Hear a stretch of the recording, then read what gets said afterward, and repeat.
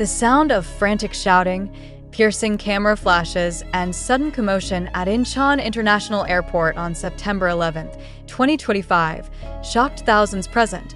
But what turned the scene from chaos into something unforgettable was not merely Jungkook's solitary appearance.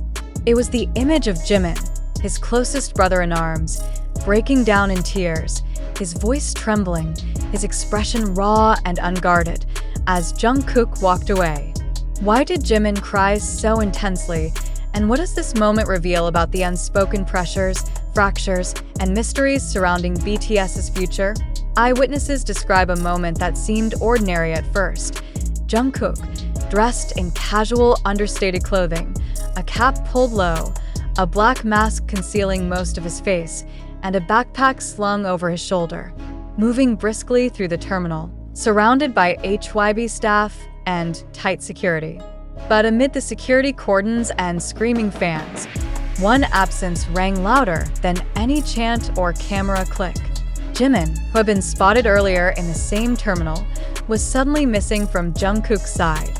Moments later, hidden by a partition but still caught by fan cameras, Jimin's figure was seen shaking as he covered his face, audibly crying. In seconds, speculation exploded. Why was Jimin crying so hard just as Jungkook departed? For BTS fans, airport appearances are not casual occurrences. They are narratives in motion, clues to something larger, sometimes more symbolic than the music itself. Jungkook's solitary walk could easily have been dismissed as scheduling logistics, but Jimin's emotional breakdown transformed it into a story far more complicated. Witnesses recall hearing Jimin's sobs echo faintly as staff tried to shield him from public view, yet the moment was undeniable. He was overwhelmed, and the timing aligned exactly with Jungkook's departure. Was this the weight of separation? A clash behind the scenes? Or something deeper tied to the group's future commitments? The backdrop only makes this incident more electrifying. BTS has already announced a monumental return in spring 2026 with a new album and the most ambitious world tour in their history. Every public movement, every appearance, has been dissected by analysts and fans alike as evidence of what is to come. Just days before, Jimin and Suga had reportedly traveled to the United States, sparking theories of studio sessions with American producers. Jungkook's sudden solitary departure contradicted those assumptions. Why wasn't Jimin by his side if preparations were truly collaborative? And more importantly, why was Jimin left in tears instead of traveling with him?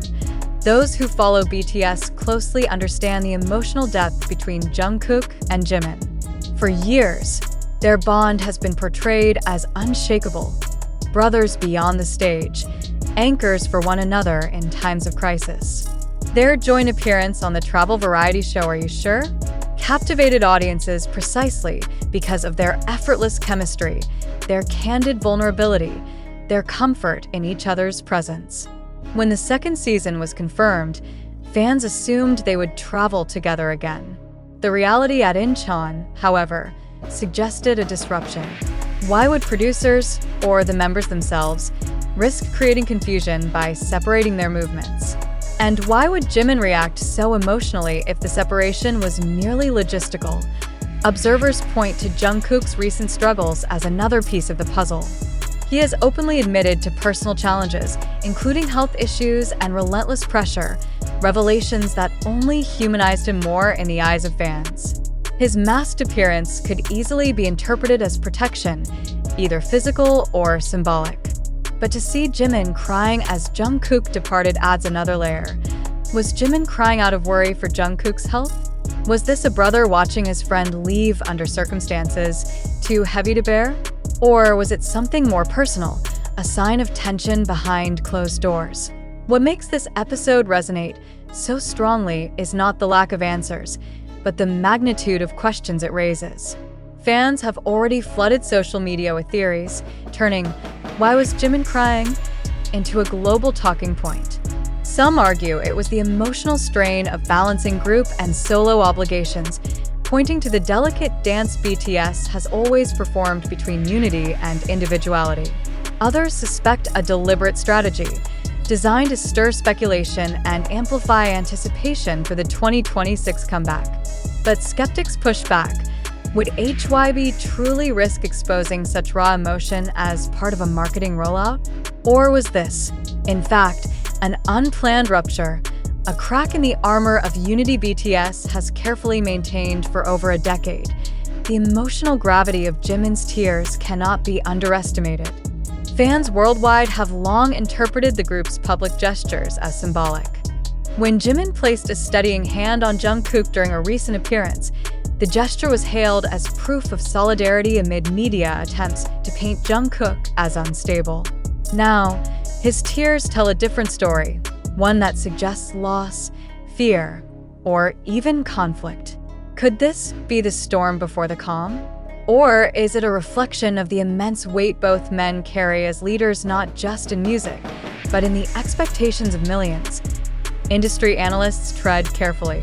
Some suggest Jimin's reaction underscores the extraordinary pressure of reuniting after years of military service, individual projects, and shifting dynamics. Others note that hybe has a history of orchestrating public appearances for maximum narrative impact.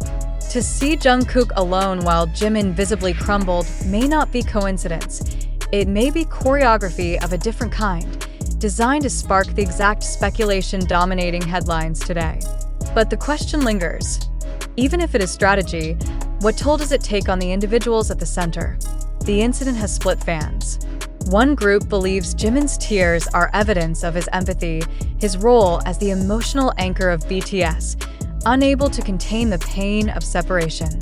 The other group worries it points to deeper fractures within the band, perhaps disagreements over creative direction, management strategies, or even personal struggles amplified by the spotlight.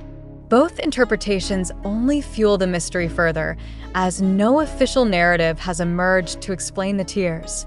Silence, in this case, only intensifies the storm. Jimin's breakdown at the airport may be remembered not as a fleeting emotional moment, but as a turning point in BTS's narrative. Was it grief over temporary separation? Or was it a sign of larger struggles simmering beneath the surface?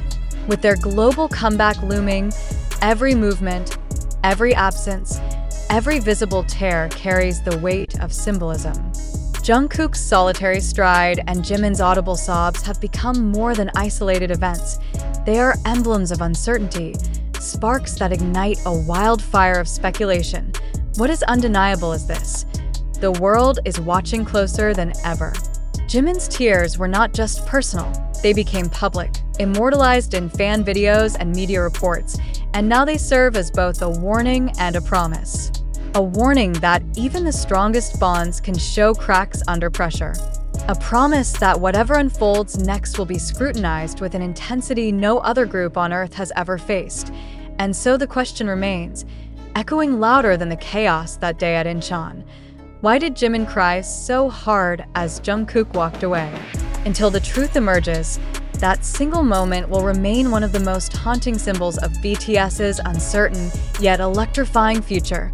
The silence that followed Jimin's emotional breakdown has only deepened the tension.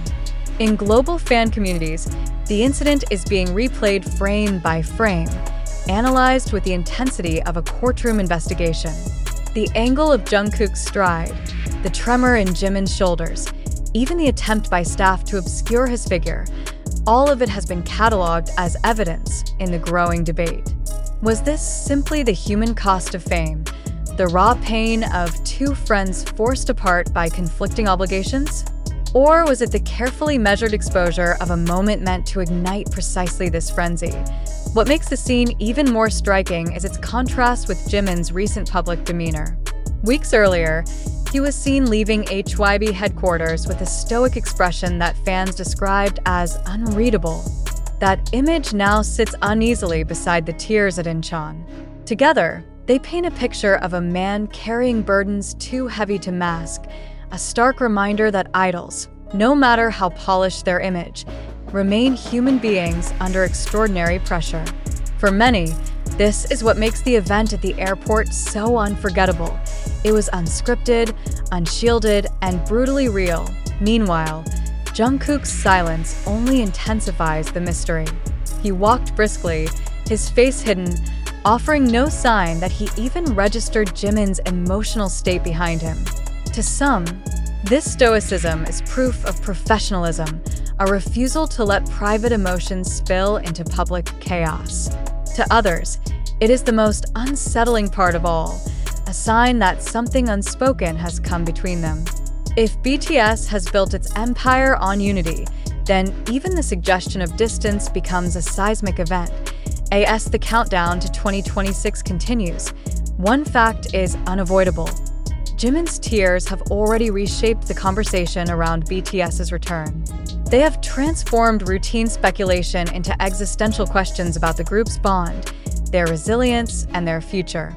Fans wait, the world waits, and until answers arrive, the image of Jimin crying as Jungkook walked away will remain etched in memory, an unresolved mystery at the heart of the world's biggest band. Under the blinding lights of Incheon International Airport, a single image captured the attention of millions. Jimin, visibly shaken, crying as Jungkook walked through the terminal alone. The footage spread with unprecedented speed across platforms: TikTok, YouTube, Twitter, and countless fan pages, each replay amplifying its emotional impact.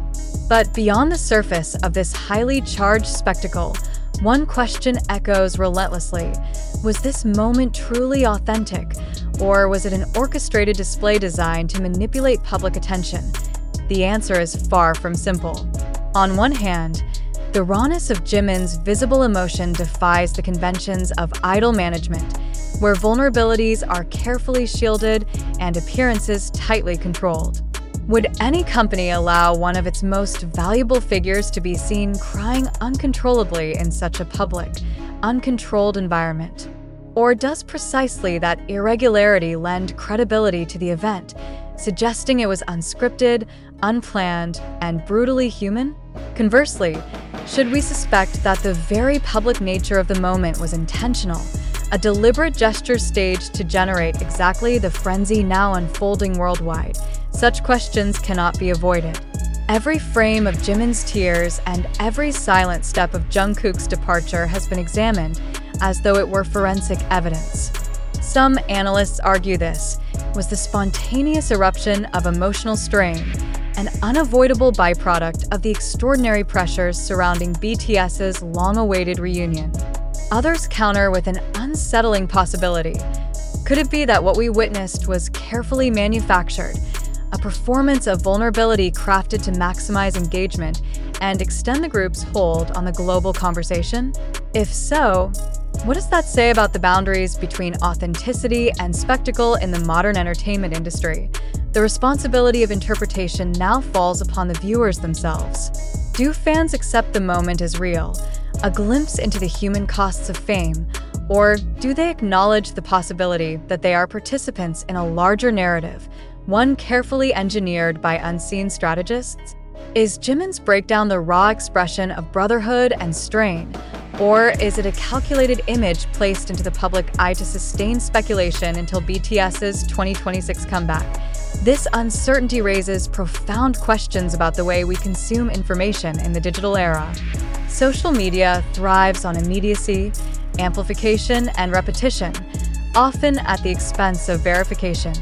A clip can trend globally within minutes, yet its authenticity may remain unexamined. In this case, the sources themselves, fan-shot videos, shaky live streams, rapidly edited montages, are hardly definitive. How much of what we believe is shaped not by reality itself, but by the algorithms that feed us selective angles, repeated narratives, and emotionally charged interpretations? And more importantly, why are we so willing to believe what aligns with our expectations while dismissing what challenges them?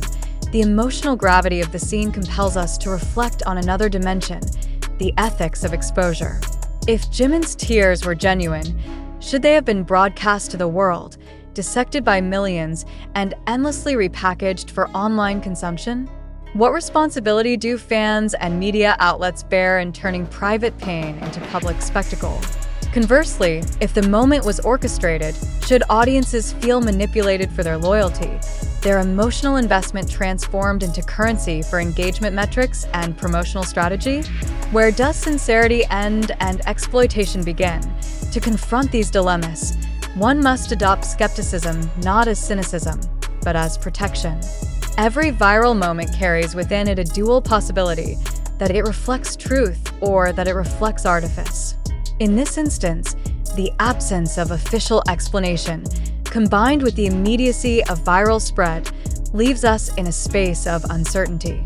Should we, as viewers, allow ourselves to be swept away by the intensity of Jimin's tears, or should we pause to interrogate the mechanisms that brought this footage to our screens? Should we embrace the narrative of pain and separation, or challenge the idea that reality is always what it appears to be? Perhaps the most provocative question is this: do we even want to know the truth? The ambiguity itself generates energy, speculation, and engagement.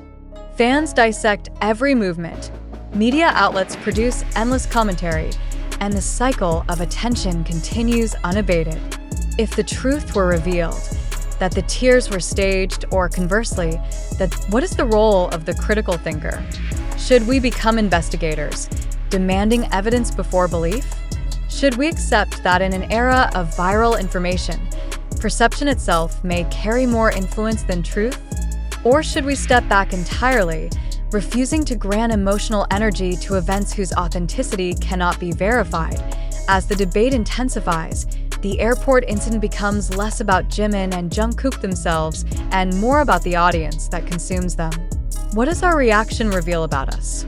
Why are we so quick to believe, so eager to project, so ready to transform an ambiguous moment into definitive meaning?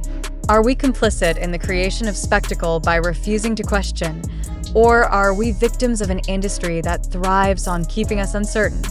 The final provocation lies in the reflection we must confront. What if this entire narrative, every frame, every sob, every unanswered question, is itself the product of manipulation, a hoax designed to expose not them, but us? Would we recognize our complicity, or would we cling even more desperately to the version of events that feels most satisfying? In the end, the power rests not only in the image of Jimin crying or Jungkook walking alone, but in the audience's willingness to believe. Belief itself becomes the currency, more valuable than facts, more enduring than certainty. And so we must ask ourselves with absolute seriousness, do we believe this moment was real, or do we believe it was staged? Do we accept the story as truth, or do we recognize the possibility of fabrication? Above all, are we capable of holding both possibilities in our minds simultaneously, resisting the lure of easy answers? The airport incident has already cemented itself as a defining mystery of this cultural moment. But its true significance lies not in whether Jimin truly cried or whether Jungkook truly walked away alone. Its significance lies in what we, as a global audience, are willing to accept as truth in an era where reality and performance are indistinguishable, and so the question remains, sharp and unrelenting. Do you truly believe this was reality, or are you willing to confront the possibility that it was nothing more than a carefully crafted illusion? The airport incident involving Jimin's visible breakdown and Jungkook's solitary departure has now evolved from a fleeting viral clip into an object of global dissection. Social media has replayed the moment endlessly, magnifying it until it no longer belongs solely to the individuals involved, but to the collective imagination of millions. Yet the central dilemma remains unresolved. Are we witnessing the unfiltered reality of two men under impossible pressure, or are we consuming a narrative intentionally designed to provoke exactly this kind of reaction? It is crucial to emphasize that the sources circulating, TikTok edits, YouTube compilations, Twitter threads, and secondary media outlets, do not constitute verified evidence. They represent fragments, each shaped by perspective, bias, and the hunger for immediacy. This raises the question, how much of our belief in the authenticity of Jimin's tears depends not on fact, but on the sheer repetition of images across platforms? Does virality itself create truth? Or does it only create the illusion of it? Skeptics suggest that the timing of the incident is too convenient. With BTS preparing for their 2026 album and world tour, could such an emotionally charged scene serve as an unspoken campaign? One where speculation replaces advertising and ambiguity replaces confirmation? If so, the question becomes more troubling. To what extent are fans willing to accept emotional manipulation if it keeps them engaged? Conversely, if Jimin's breakdown was unscripted and painfully real, should the public feel complicit in turning his private anguish into consumable content, endlessly shared without his consent? The power of this debate lies not in its resolution, but in its irresolution. The more unanswered the questions remain, the more the speculation grows. Each interpretation, authentic grief, staged performance, or a mixture of both, sustains the narrative, keeping BTS at the center of cultural discourse. But is it ethical for global audiences to thrive on uncertainty, knowing that human beings stand at the heart of this spectacle? Or is it inevitable in an age where every tear, every silence, every absence becomes public property the moment it is captured on a screen? Ultimately, this is less about Jimin and Jungkook as individuals than it is about us as participants in a system that rewards speed over accuracy, emotion over truth, and spectacle over substance. The reflection must turn inward. Why are we so eager to accept what we see without questioning its origin? Why do we allow the immediacy of social media to dictate our perception of reality? And most provocatively, why do we cling so fiercely to interpretations that satisfy our emotional expectations, even when evidence remains elusive? Perhaps because certainty is less important than connection, because in moments like Jimin's visible breakdown and Jungkook's silent stride, fans find not just a story about idols, but a mirror of their own fears, hopes, and vulnerabilities. Whether authentic or orchestrated, the incident has already done its work. It has bound millions together in collective speculation, forcing them to confront not only the fragility of their heroes, but also the fragility of truth itself in a world where images move faster than answers. Until clarity comes, if it ever does, this mystery will live on, etched into memory not for what it definitively revealed, but for what it asked us all to consider.